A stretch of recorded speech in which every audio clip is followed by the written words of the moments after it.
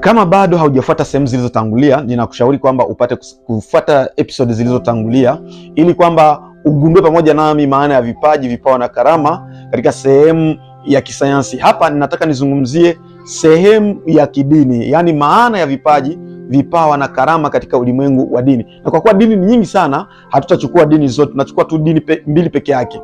Na kwenye dini hizo mbili tunachukua dini ya Ukristo na dini ya Uislamu.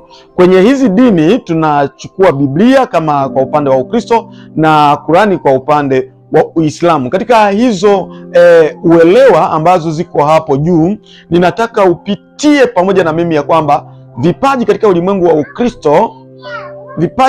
wa Ukristo vinaeleweka kama ni uwezo ambao Mungu aliuweka ndani ya binadamu pale kwenye uumbaji, na hapo sasa kwenye uumbaji hapo ndipo alimpatia kila mtu kulingana na uwezo wake.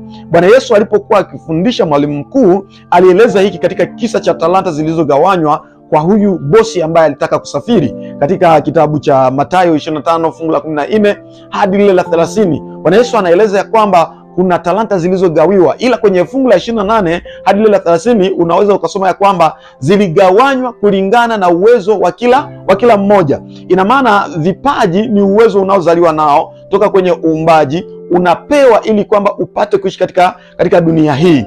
Lakini pia unaweza ukagundua ya kwamba vipawa katika ulimwengu wa Ukristo vinaelezwa kama vile ni zawadi ya ziada ambayo unaongezewa kwenye kipaji. Na Bwana Yesu akieleza ile kwenye Mathayo sura 7 fungu la 11 anasema, ikiwa ninyi mlio wema, ninyi mlio wabaya, tafadhali wazazi, ninyi mlio wabaya, mnaweza kuwapa watoto wenu vipawa vilivyo vyema. Lugha iliyotumika kuelezea kipawa hapa katika lugha ya Kigiriki ni dorea, ni nyongeza ya ziada ambayo inaongezewa yule tayari aliye na kipaji, anaongezewa pia kile ambacho tunaita sasa kipawa. Lakini pia Danieli 1 fungu lake la 17 linaweza likaeleza vizuri kupitia mtumishi wa Mungu Danieli pamoja na wale wenzake. Wale wenzake walikuwa pamoja na yeye, Danieli, wote watatu walikuwa na vipaji tafadhali, katika elimu, katika maarifa, katika uelewa. Lakini fungu la 17 hasa kwenye Biblia Habari Njema inaongeza kusema ya kwamba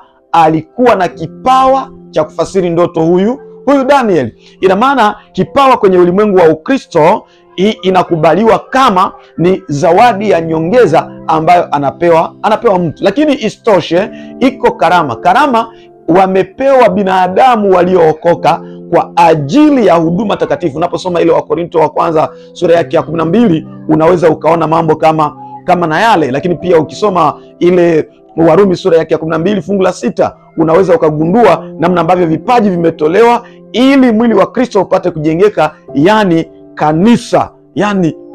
Kwa hivyo sasa, kama tulivyoona kwenye sayansi, tunaona pia kwenye dini hasa Ukristo ya kwamba vipaji ni uwezo unaozaliwa nao, unaweza ukakuzwa kwa mazoezi. Lakini pia unaona kwamba kipawa ni zawadi ya nyongeza kwenye kipaji, na karama unaona kwamba ni uwezo ambao Mwenyezi Mungu amemtolea binadamu ili kwamba apate kufanya huduma ya kanisa, apate kulijenga kanisa na kujenga waumini wenzake.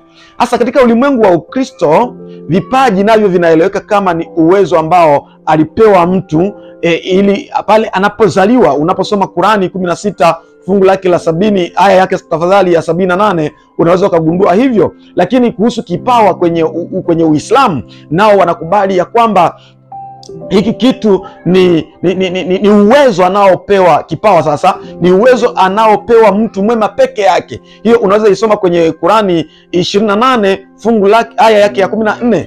28 Qurani aya yake ya 14 unaweza ukaona ya kwamba kipawa pia ni nyongeza wanaopewa tu watu walio wema ili kufanya kazi katika dunia hii. Lakini sasa unapofika kwenye karama, wao wanaamini katika hasa ile surati Maryam, ni ukisoma surati Maryam ni ya 19 na unasoma aya yake ya 12 hadi ile ya 13 unagundua ya kwamba wanazungumza katika Uislamu kwamba hii ambayo tunaita karama ni uwezo waliopewa tu wale walio wema kwa ajili ya kufanya miujiza. Sasa tunavyomalizia unaona ya kwamba kile ambacho kinaitwa kipaji, karama, lakini pia kipawa Katika ulimwengu wa dini ya Ukristo na Uislamu wanaamini katika vitu vile vitatu namna tulivyovitaja. Sasa tutakavyoendelea nitakupeleka kwenye video inayofuata ili kwamba upate kuendelea kugundua vipaji vyako na uishi ndoto zako. Sijui wewe unapomalizia kusikiliza somo hili umeona ni nini ulicho nacho kwenye hivi vitu vitatu. Nitafurahi kusoma kwenye comment. Usisahau kusubscribe, kulike na kushare ili wa kwanza kupata masomo yetu. See you.